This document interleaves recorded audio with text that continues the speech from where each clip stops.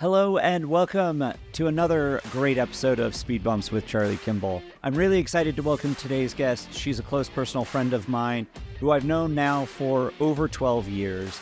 The first time we met, her dad emailed me about coming to meet me as a racing driver. They were IndyCar fans, but came to the racetrack to really connect over both of us sharing type 1 diabetes. She and I rode together in the 500 Festival Parade, which was really special and a lot of fun. I like to say we're both part of the Cool Kids Club with type 1 diabetes.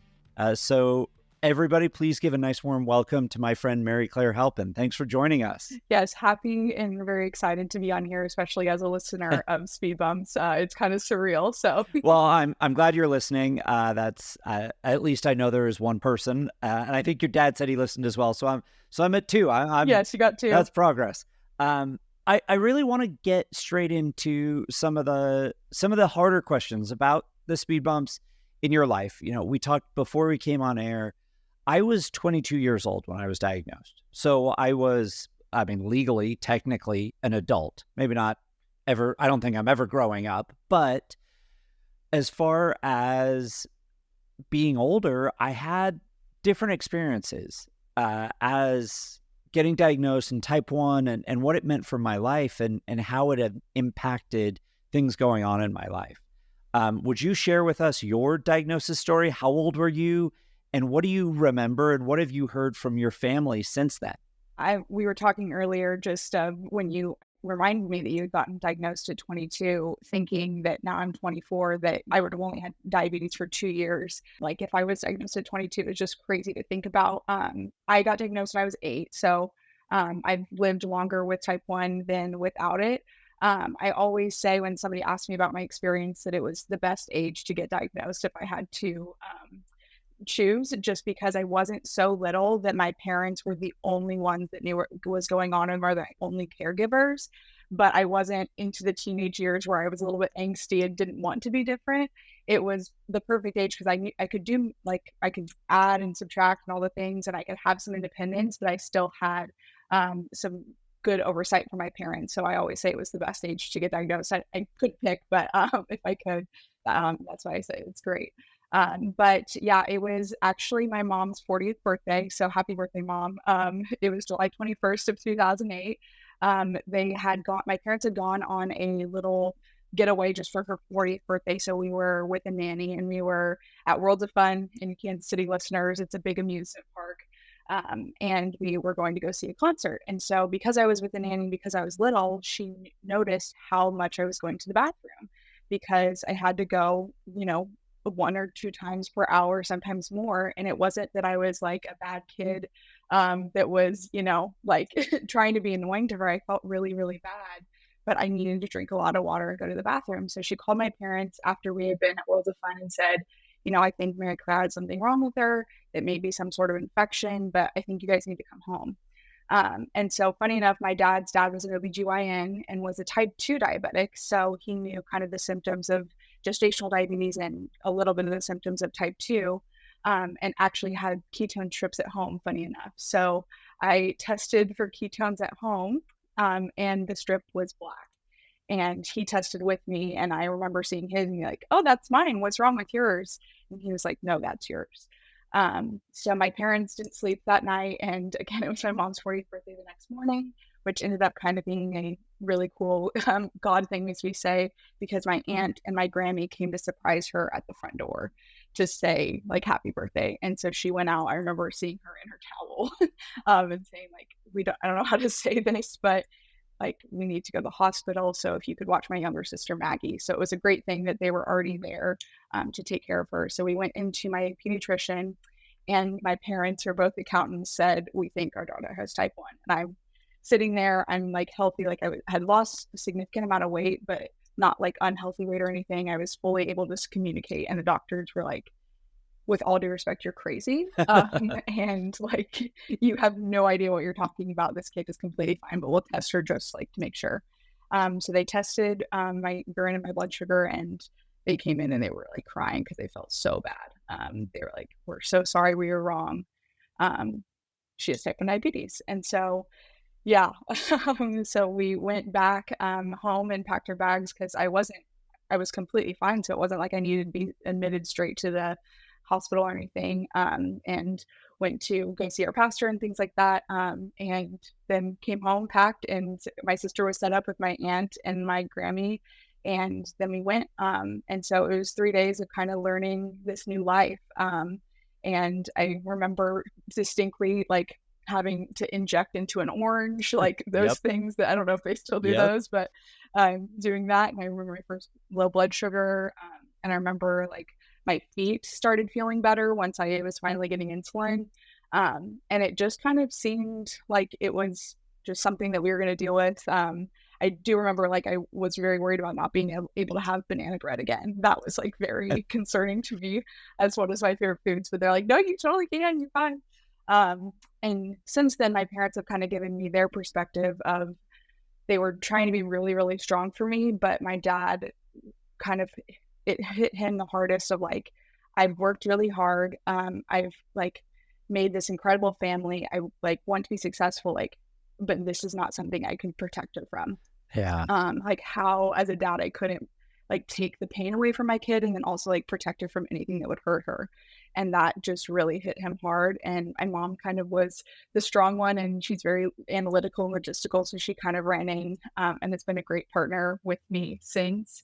But my dad was the one that just kind of like, it was an emotional thing for him. And he did a great job, like not letting me see that, but it kind of hit them hard.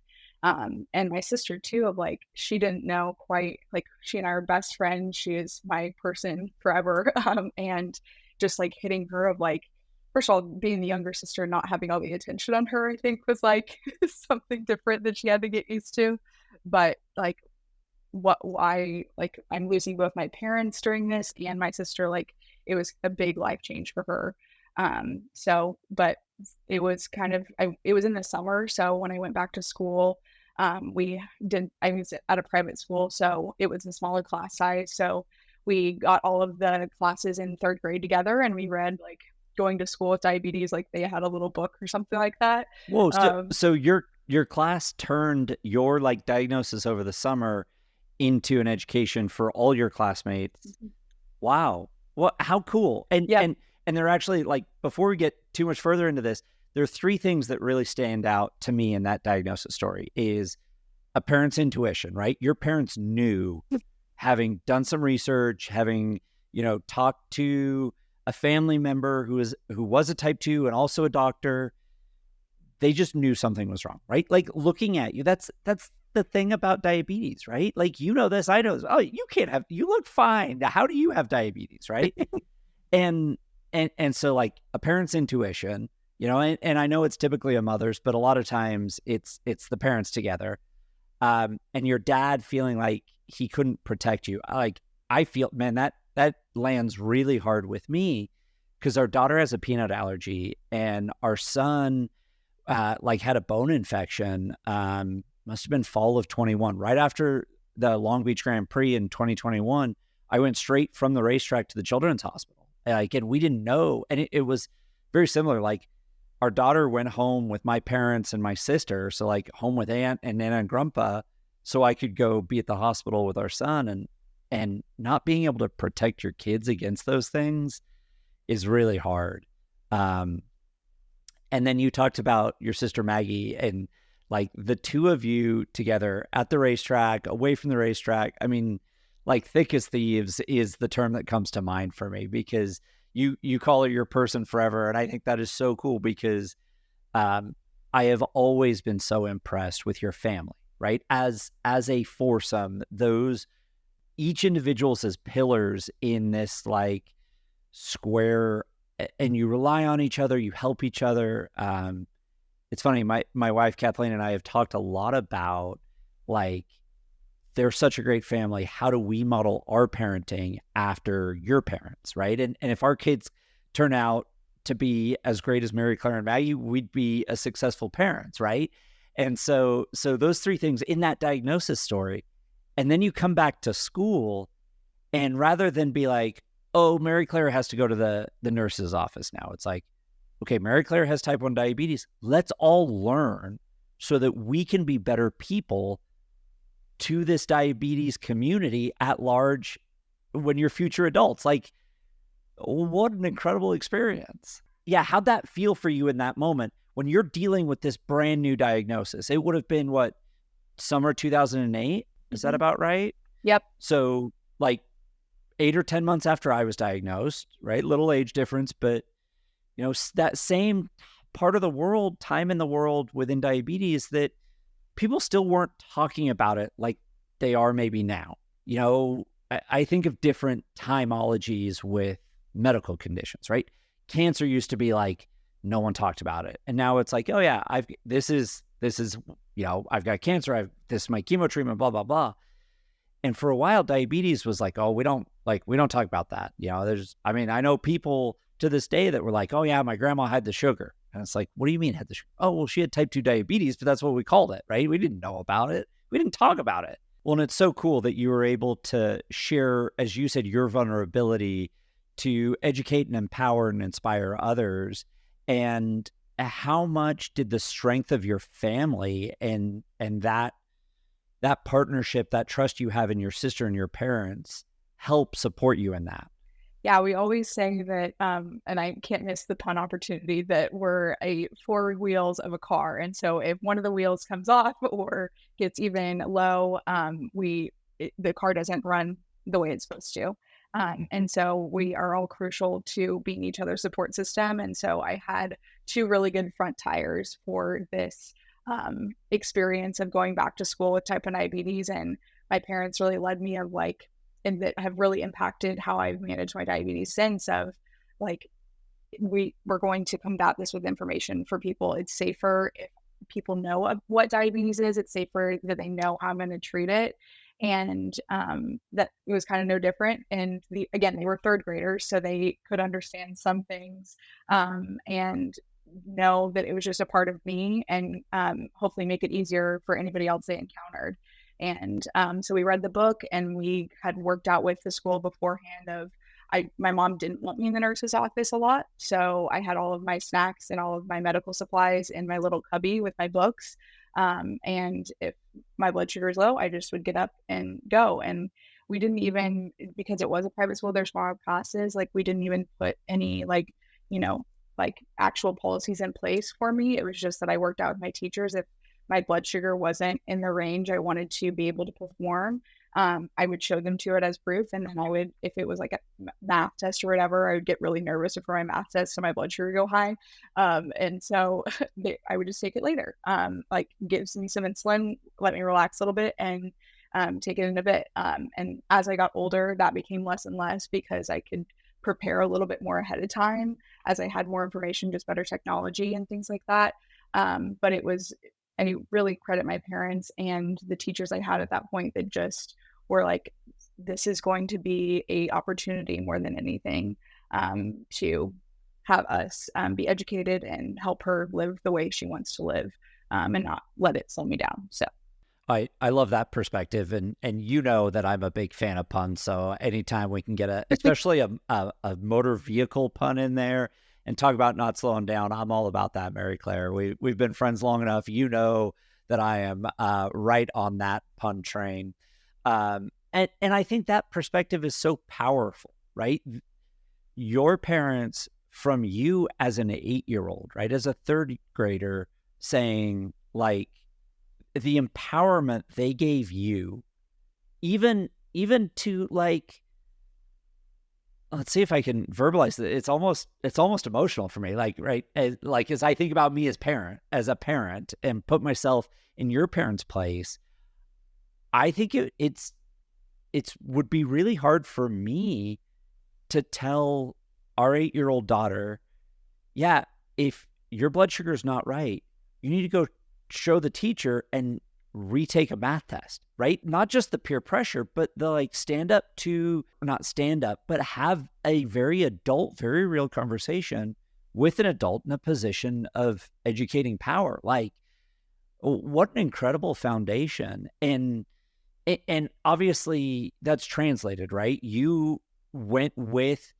the Children's Congress, right? So you walked the halls of and I can't remember which year you went Were you there the year we took the photo with now President Biden when he was vice president? I was not there that year. Okay. No, it was It was one of the 2017. So okay, yeah, it was.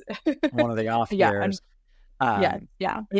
but you go and that's the thing that always blew me away about that event. And for our listeners and viewers that don't know, the JDRF, the Juvenile Diabetes Research Foundation, it's gone through a rebrand and it's different name now, but it is an incredible organization, a nonprofit that supports the diabetes community. And one of their big things is they take young people, so juveniles or under 18, who have diabetes in their families from all 50 states and go to Capitol Hill. And they walk through the halls of Congress. They meet with Congress people. They meet with senators.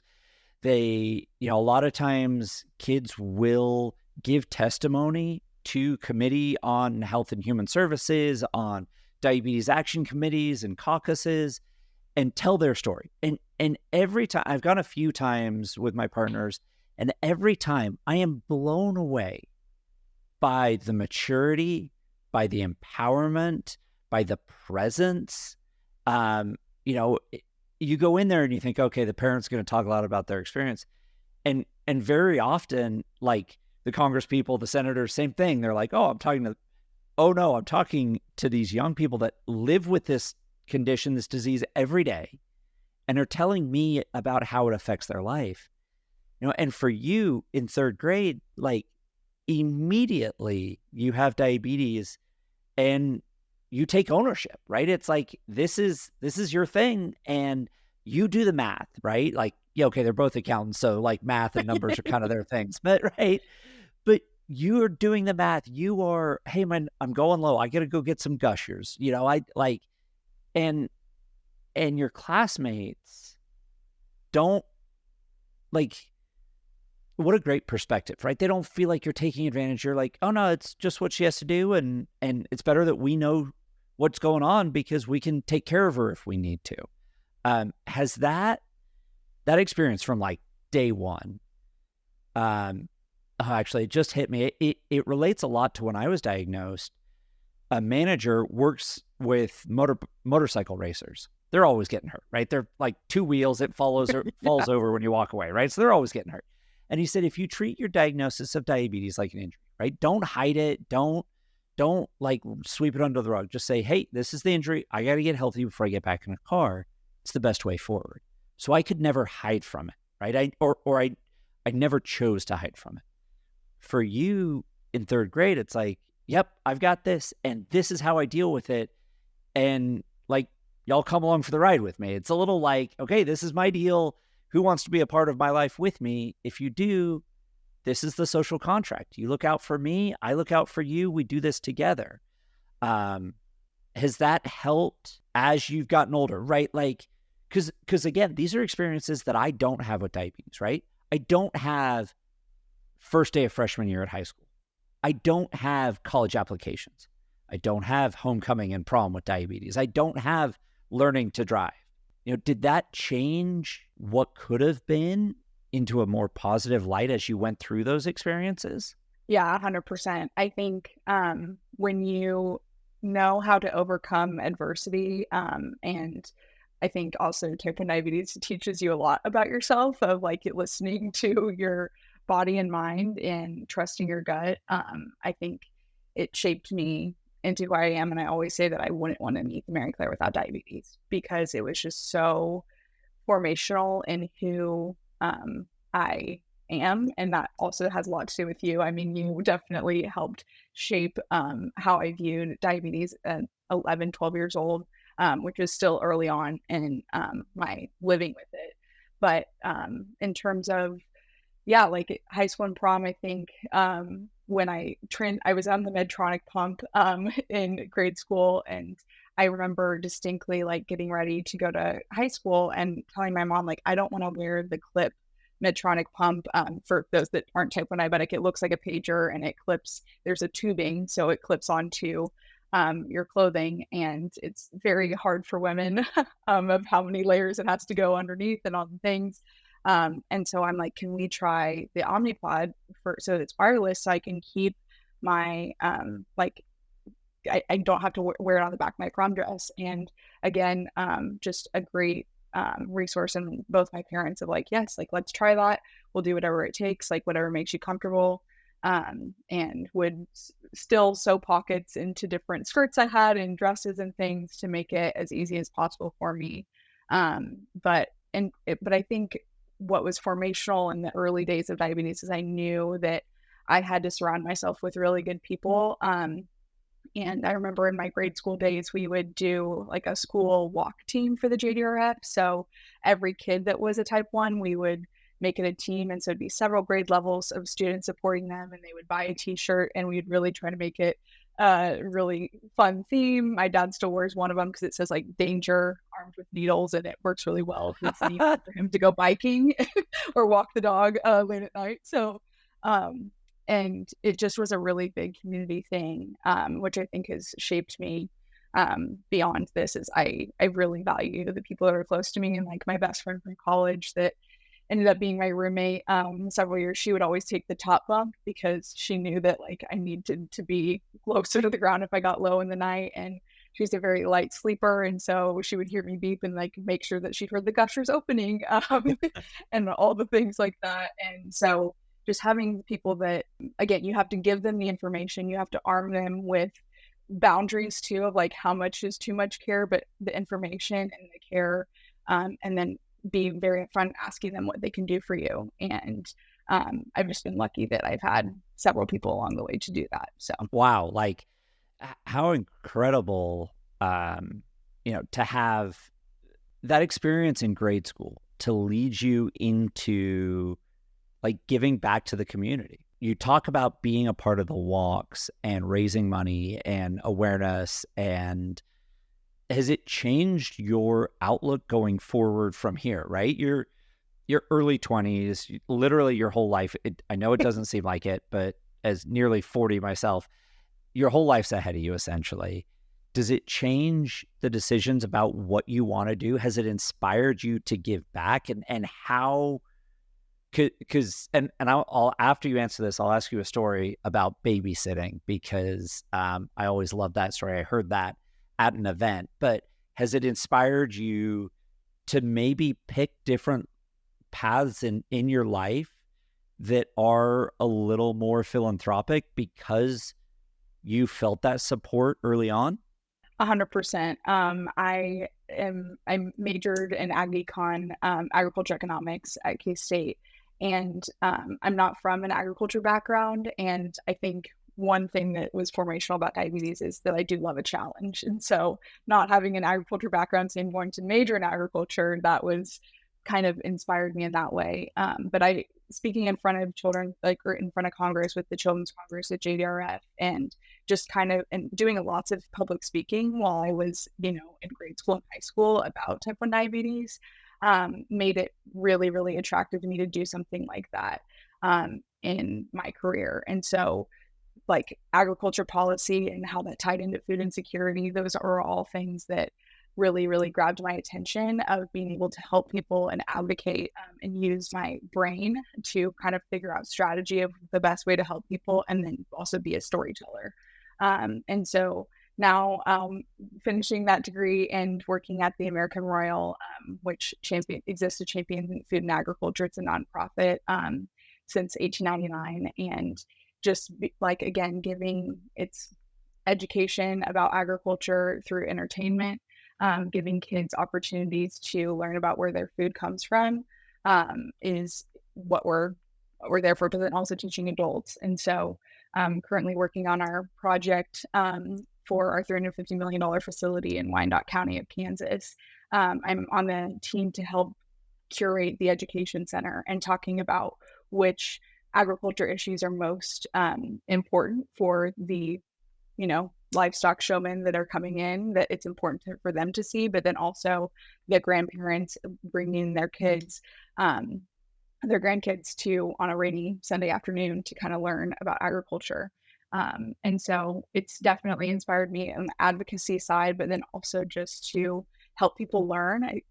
Again, sitting down as a third grader and reading a book to help people learn about an issue is very, very core to something that I've done all my life. And so it feels really natural to do it in that way. And yeah, it's a dream. And I've been doing it for as long as I've had diabetes. So it feels natural and is a strength too. So Well, that's awesome. And I hinted at it just a second ago, but if I remember right, in high school, you babysat, I want to say twin boys that, and you were like their only go-to babysitter.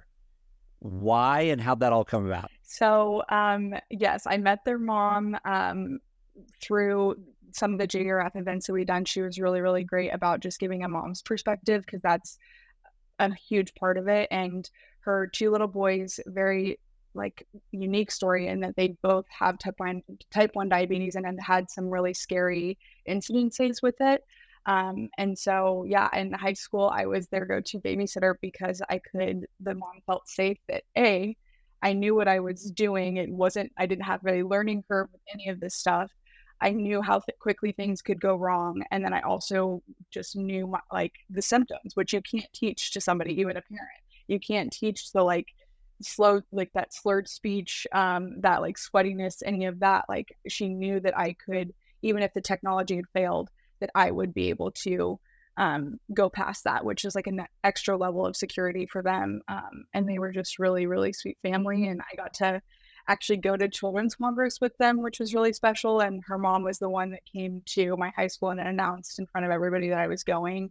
And it was just a very emotional experience of we wouldn't have met each other without both having to slow down for this speed bump.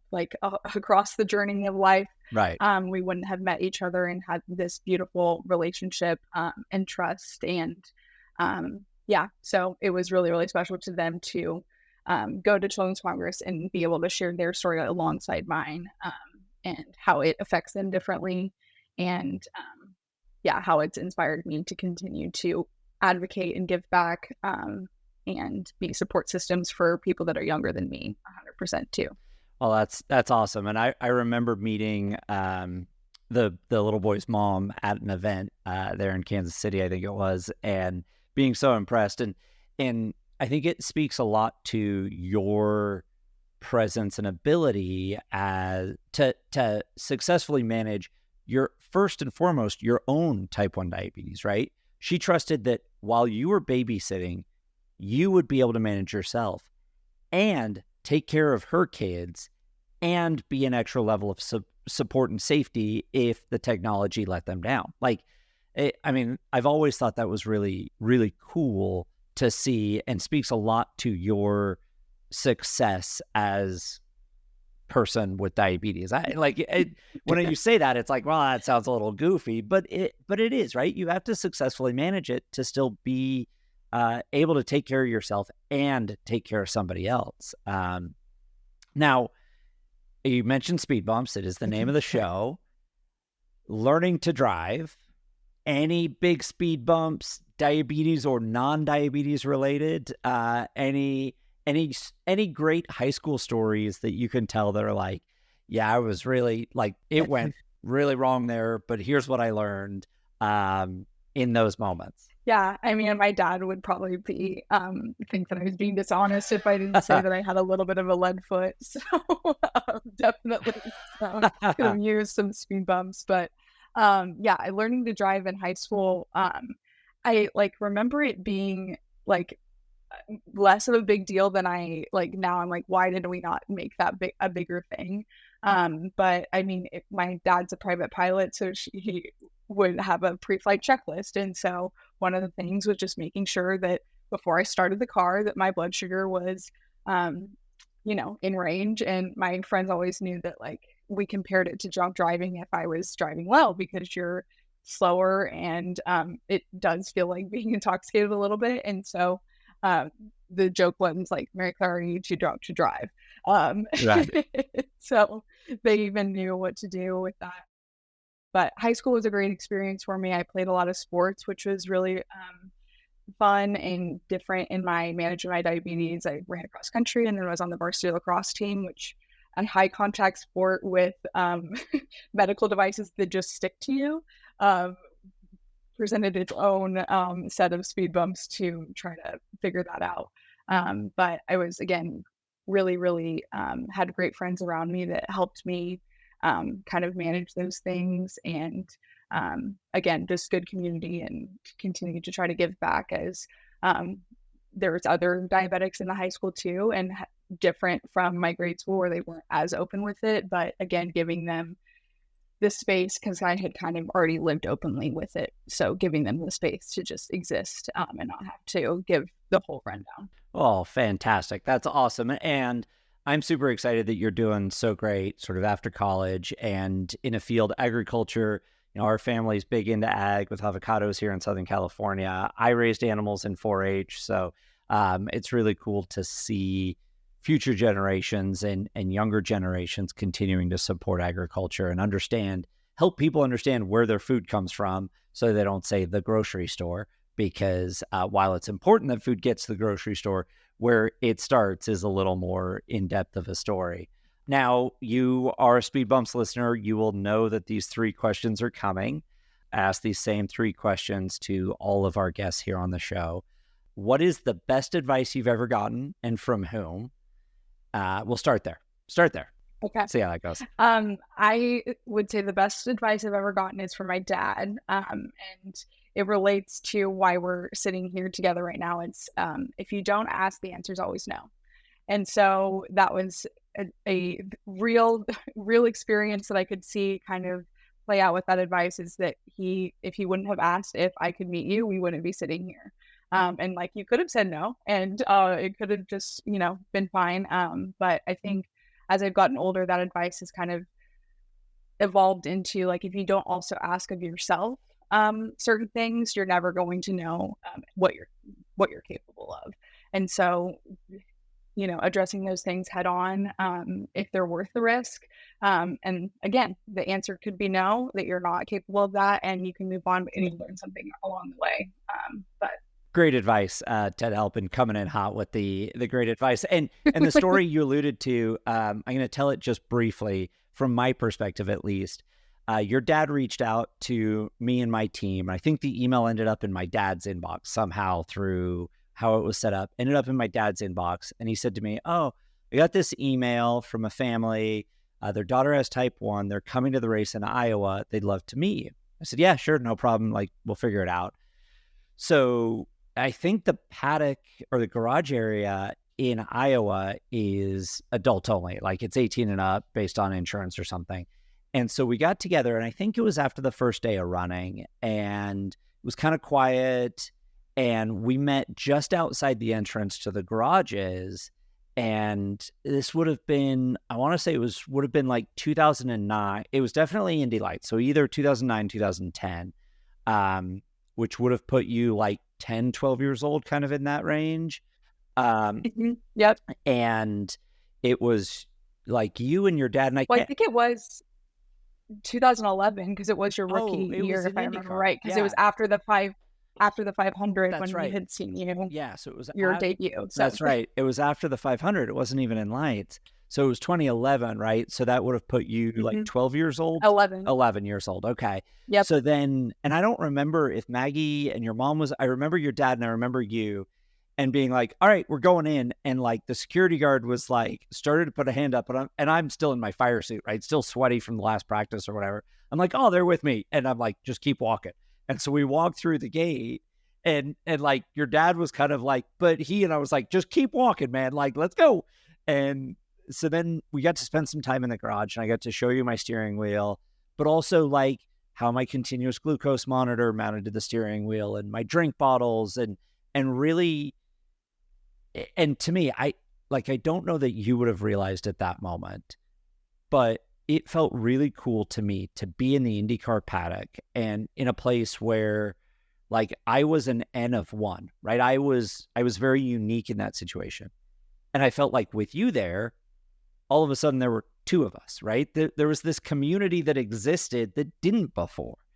And I really enjoyed that conversation, and it's continued, and And like, as your mom loves to tell the story, she's the one who cried on live national television in the Indy 500 pre-race, and then you got to ride in the parade with me and Camille, and so it's this kind of really cool familial relationship. And now that I got my private pilot's license last year, and your dad, like, it's the coolest thing, and we have just built this based on a common ground. And like you said, if you don't ask, the answer is always no, right? 100%. It makes me think of the Wayne Gretzky ice hockey quote, where you miss 100% of the shots you don't take, right? Like, so, all right. Question number 2. What's your dream car? And we know you've got a bit of a lead foot. So in that dream car, how many speeding tickets do you budget a year? That's a great question. My dad's, I guarantee, rolling his eyes. Yeah. So, well, and he'll be proud. I think our dream car is the same. It's a 1963 Corvette. They have the split window, and so whenever one's out and around, we go and see it. So I've grown up around classic cars all my life, so I would love to acquire one. And yeah, so the speeding tickets would be a lot. There's certain songs like Danger Zone that I don't listen to while I'm driving for that purpose. So being in a fast car, I think also would, not put lots of speeding tickets could occur. That's fantastic. I love that you have like it's like a no-fly list for your driving. It's like a no listen to, because you know you're going to get yourself in trouble. That's brilliant. Yes. Okay, last one, and I want to thank you again. This has been so much fun and such an interesting, different perspective for experiences I would never have even thought about. So thank you again. But question number 3, I ask all my guests, what is the coolest interaction that you were surprised by? Will Power had dinner with Slash, which I still don't quite know how he got that one pulled off. Hinge talked about, having a conversation with Lady Gaga, Allison Mellington, Condoleezza Rice. There's some incredible, like, just random connections, but the thread that ties all of those together is they can vividly remember that interaction, and it was really impactful in its own way. So for you, coolest interaction that has stuck with you and was maybe kind of a one-off, and you went, well, I never thought that would happen, but it's been that was amazing. Yeah, well, I do have to say, it was fun to hear Will Power's episode, because he did wreck you in the pits at that year at Iowa. So he did, yes. We hated him, or strongly disliked, for a very, very, very long time, and it's been fun to see our family kind of come around, and we're big Will Power fans now. But just would have never thought that Charlie Kimball and Will Power would be in the same conversation, and that I would be happy about it. Yeah, me too. That makes 2 of us, because I mean, we've had our issues over the years, but we look back and there's a lot of common ground as competitors, especially now that we're not head to head. But fair. Okay, so coolest interaction. I think it would be hard not to say you, of course. Just that experience at Iowa, you rolled out the red carpet for us, and my dad reached out to you because he wanted somebody, again, he couldn't protect me from it, but he could give me whatever he could. And he wanted somebody that I could look to as a role model to say, like, this doesn't have to slow me down. This doesn't have to stop me. And then getting to go on ESPN, and people can Google my name and you can still see it. And I watched it ahead of this, and you can see in the back of my room, it says, your quote, "This diagnosis of diabetes has been a speed bump, not a roadblock." So that's really cool. So you can see how it is full circle. And so your impact on my life and the way that you cared for me, a little 11-year-old girl, and my sister and my family, and really have continued to inspire me to this day, of just being open with it, and the things that you've pursued, and prioritizing education throughout of it too. Like, my parents have always had inherited your parents' phrase of "bees don't race." You're just have been very, very foundational. Yeah, sorry about that. Yeah. Sorry Yeah. about like putting that bar pretty high for, yeah, I'll blame that on my parents. And thank you from the bottom of my heart. I really appreciate that. I'm very uncomfortable with that high level of praise, so we're just going to move swiftly on. But it's been awesome. Like, and I said before I asked about your coolest interaction, today's been really a great conversation for me because it is a very different viewpoint and mindset than I would have considered. And as a parent, I don't know if our kids will get diagnosed with type 1 diabetes. If they do, we're prepared for that. But whatever it is, I mentioned our daughter's peanut allergy, right? How we go about handling that as parents, listening to how your parents handled your diagnosis, and then how you as a child thrived in that, like didn't just survive, but thrived in that learning experience has been awesome. And I could not thank you more for giving up some of your day to come talk to me about life with diabetes, growing up, and where you are now. So Mary Clare, thank you very much. Anytime, anything for you. So thank you.